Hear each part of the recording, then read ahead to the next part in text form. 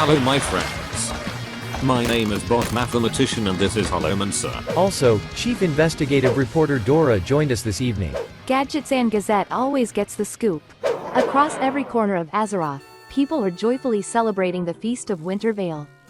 The capitals are filled with festive excitement and a genuine atmosphere of celebration.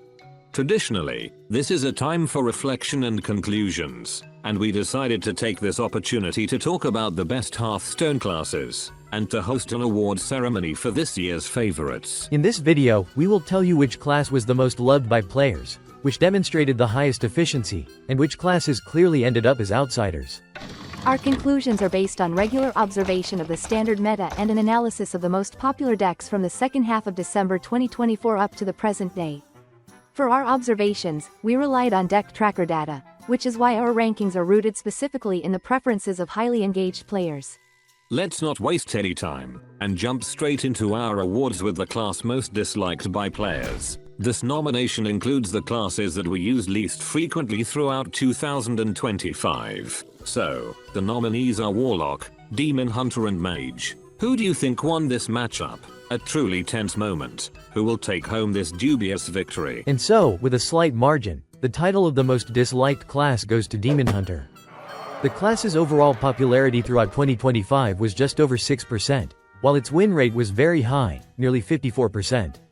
The class offered a wide range of diverse strategies. The armor strategy was the element that spoiled many players' impressions of the rotation. Despite being nerfed very quickly by the developers, it almost always managed to retain a niche in the meta afterward. The second most persistent strategy in Standard was based on the Cliff Dive spell. This card enabled decks with a strong combo identity and allowed players to heavily exploit the effects of certain minions. The card was also later nerfed. In addition, the class actively used various aggro archetypes, which likewise tended to spiral out of control and required developer intervention. Overall, the situation surrounding Demon Hunter is a perfect illustration of the fact that even with high efficiency and strategic diversity, players are reluctant to play classes they simply dislike.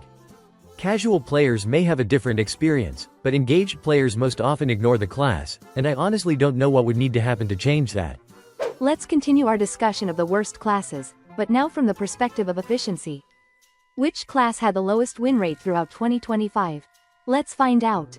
Among the least efficient classes are Warlock, Warrior, and Mage. Personally, I see no real suspense here. If you follow the meta even occasionally, you probably already know that Mage is the worst class when it comes to competitive performance. We will encounter the winner again in other nominations, but the other contenders for this title deserve a closer look. Warrior, in terms of audience affection, ranks among the top 5 classes, yet despite this, its overall win rate left much to be desired. The class demonstrates the opposite pattern compared to Demon Hunter. Lower efficiency and limited diversity are not a barrier for players when it comes to using one of the most beloved classes in the game. Overall, Warrior is the weakest class in terms of variety. Over the course of the year, we didn't receive many new ways to play it, and as a result, players had very few options to choose from. The class offered either the traditional control playstyle, which it is most loved for, or strategies built around abusing specific minions. These exploitative styles included hydration, mech, and food fight strategies, all of which were nerfed at some point. The most influential archetype since its release has been Quest Warrior. Unlike Warrior, Warlock did not suffer from a lack of variety. The class had many notable ways to play and a huge number of variations due to open access to the Death Knight rune system from Perils in Paradise. Based on this year's results, I would place Warlock among the most poorly balanced classes. Overall, it received the highest number of nerfs and buffs. The class was also hit by the most extensive nerfs targeting the wild format. Quest strategies within the class seem to be cursed. The new quest, Underful Rift, was first buffed into an overpowered state, then reverted to its original form and became completely useless. The Demon Seed once again took a hit in Wild. The Starship archetype stayed in the meta the longest, but it often occupied a peripheral position. The most prominent decks were the problematic ones, Location, Quest, and Dorian strategies, all of which received nerfs. After the most recent balance patch, the influence of various Reformlock builds rose sharply, but unfortunately, due to low efficiency, this momentum is already fading. More traditional decks struggle immensely against modern archetypes. even despite the overall reduction in card power and the diminished impact of combo decks. Next up is a nomination we jokingly called the most balanced class. This category includes classes that received the fewest nerfs. It's worth clarifying that the development team implicitly considered these classes to be the most balanced, which is why they introduced only a minimal number of changes. The nominees in this category are Hunter, Mage, and Shaman. And once again, the unquestionable winner is Mage. This is the true triumphant champion of our awards. There is nothing surprising about the class not receiving direct nerfs to its class cards, since its overall efficiency throughout the year was the lowest in the game. What is truly striking, however, is the fact that buffs were also extremely rare and almost entirely useless. The team devoted far too little attention to one of the player's most beloved classes, and that is a crime. Low variety and poor efficiency directly affected its popularity, leaving the class almost at the very bottom of the competitive scene. Knowing the traditional affection players have for this class, I am almost certain that casual players used Mage far more often, but among engaged players its popularity dropped sharply. The most notable decks throughout the year were almost always Protoss and Elemental, which made the experience extremely repetitive. The Protoss strategy was not particularly efficient, but it often caused problems for slower decks due to its unprecedented OTK component. The team consistently ignored this deck despite community complaints, and now it's clear why. If a nerf had happened, the class risked being left without any viable strategies at all. The Elemental strategy, while remaining effective for most of the year, stayed relatively unnoticed, as players preferred other ways to play the class. Players made persistent attempts to make quest and imbue strategies work, but those efforts ultimately failed. After a recent buff, the Toki archetype received a small boost, which led to a massive spike in interest, but its efficiency remains dreadful. These results perfectly reflect my own relationship with the class this year. I tried to find new ways to play it, but I simply couldn't do so effectively. Design mistakes in new strategies and insufficient attention to class balance led to a completely predictable outcome. Mage ended the year as the worst class overall. Besides Mage, the team also applied minimal balance changes to Shaman. The class ranks 4th in our list with 9% popularity throughout the year. It offered a fairly wide range of viable playstyles. Over a long stretch, the most popular strategies were Terran and Asteroid. Nebula also remained in play for most of the year, despite the nerf it received last year. Most of the time, the deck had a terrible win rate, yet players continued to use it on the fringes of the meta. The only class card that was nerfed was Murmur. It was weakened twice, first by increasing its cost, and later by completely destroying its explosive combo potential. In addition, Asteroid Shaman caused major issues, which eventually led to a nerf to Ethereal Oracle. This card created toxic gameplay not only within the class itself. Beyond combo decks, the class was also capable of offering more traditional playstyles. At the moment, Shaman is experiencing a golden age and is the most efficient class in the game. All thanks to the Hagatha archetype, which is an ideological continuation of the Turbulus strategy built around battlecries. This archetype is so overtuned that it has almost completely pushed out other strategies and experiments within the class and has led to Shaman's dominance in Standard. It is extremely strange that the team ignored this in the most recent balance patch. It gives the impression that they consider the current situation to be balanced. Having discussed the classes that received the fewest balance changes, it's time to talk about the main troublemakers, the ones that were nerfed the most throughout the year. Among the most unbalanced classes are Paladin, Rogue and Druid. Which one is the most broken? Let's find out. Druid was extremely popular and effective throughout the year. Its core playstyles revolved around exploiting effects. The low archetype had a very short-lived impact due to a swift nerf, but that was enough to significantly sour players' impressions of the release of the lost city of Ngoro. The Dungar strategy terrorized the game space until its final nerf, which completely killed the deck. The archetype that stayed in the meta the longest was Hydration, built around resurrecting very specific minions. Overall, the essence of all these decks was the exploitation of key minion effects. The same idea is embedded in the Aviana archetype, which uses a single minion and almost guarantees finding it early, before turn 5. On top of that, we can't forget the unprecedented spell damage archetype with its OTK combo. The deck with the most traditional gameplay was Imbue Druid, but even it eventually became problematic and received a nerf. Overall, nearly all major playstyles required balance adjustments. Paladin cards were also nerfed extremely frequently, including in the wild format. The class always had effective ways to play throughout the year. Unlike other classes, Paladin generally did not build its gameplay around exploiting specific minions or combos. The only deck with a clearly defined combo component was Lanessa. Another extremely powerful combo interaction was introduced by Ursal. In all other cases, the class built its strategies primarily around the board and minions, while consistently having access to very strong tempo cards that caused most of the problems. An interesting fact is that the return of the Libram strategy went largely unnoticed in Standard but completely shook up the Wild format.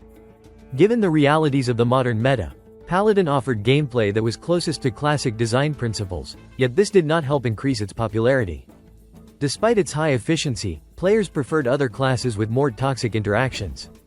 This leads us to the central question. Do players exaggerate their attachment to classic design philosophy, or do they simply not enjoy playing Paladin?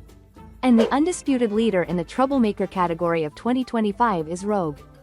Exploitation is the immutable foundation of the class, driven by mana cheat tools and linear ways of abusing minion effects. Throughout the year, Rogue attempted to adapt nearly every toxic neutral card, and these interactions often became the final straw that led to nerfs. On the other hand, absorbing everything possible significantly increased its variety. Ultimately, the class ended up using an unprecedented number of nerfed neutral cards. In addition to numerous balance changes in Standard, the team finally decided to nerf scabs in the Wild format. In terms of efficiency, the class maintained a win rate of around 53%, which, in my opinion, is slightly understated due to the difficulty of executing some of its combos. Many popular archetypes still require a higher level of skill to play effectively, and that's genuinely cool. Despite the large number of problems Rogue caused this year, it still made it into the top 3 most popular classes in Standard. And that raises another question. Do players simply love this class and its complexity that much, or do explosive combos and abusive interactions appeal to players even more? Before we move on to discussing the favorites, we should mention a class that did not appear in any of our categories. Priest is neither an outsider nor a winner. This year, it ranked 7th in popularity. Its average win rate exceeded 52%. Overall, the class became an embodiment of modern design approaches, thanks to the dominance of combo-heavy and OTK-focused playstyles. Throughout the year, players most often used the Protoss archetype. After the introduction of the Resuscitate spell, the deck gained a clear game plan and the ability to exploit specific minions. This added a layer of toxicity to the deck. The second most popular archetype was Zarimi, with a very pronounced OTK component. The deck would emerge after new card releases and then disappear again following nerfs to its key pieces. Zarimi itself was not spared from balance changes either.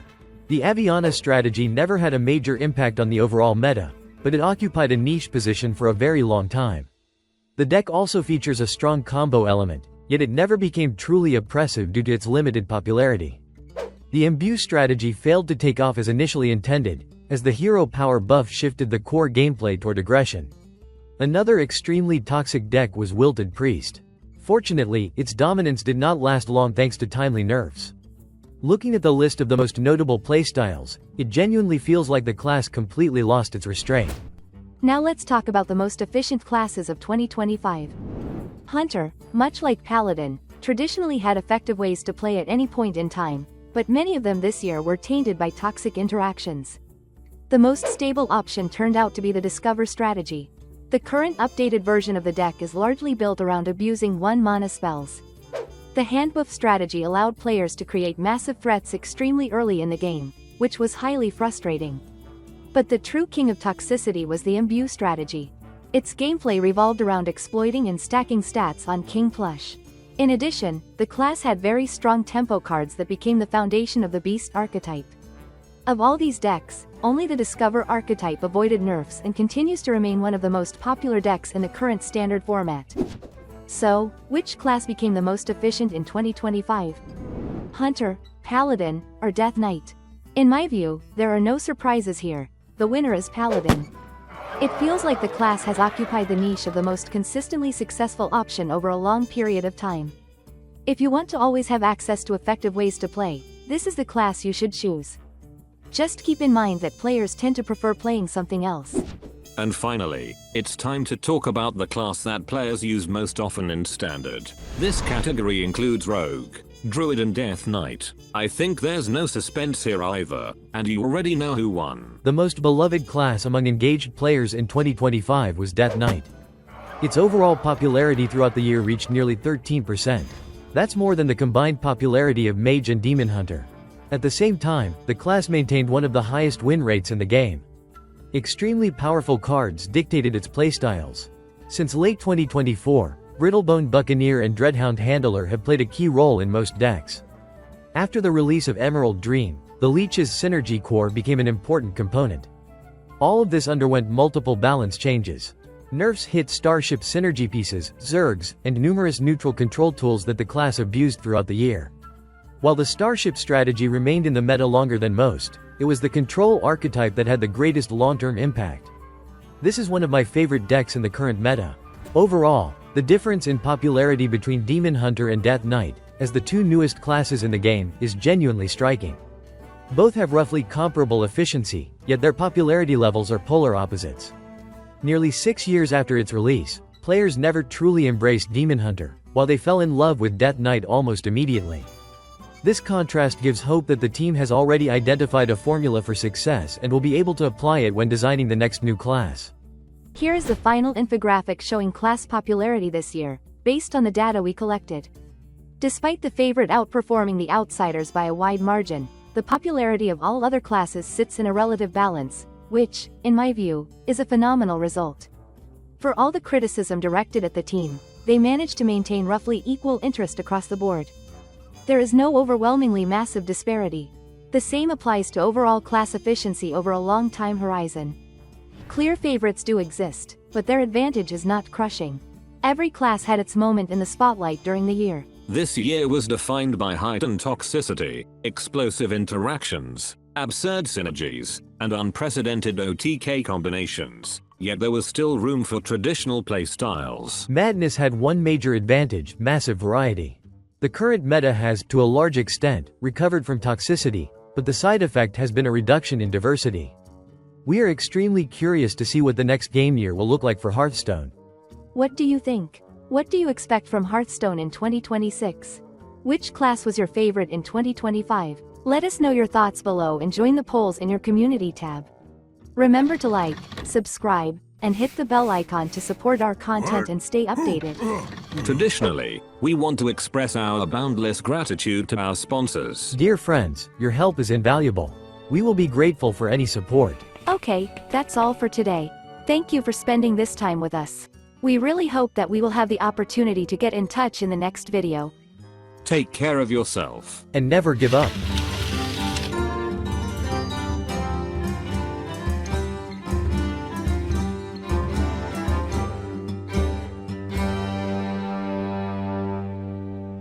Job's done.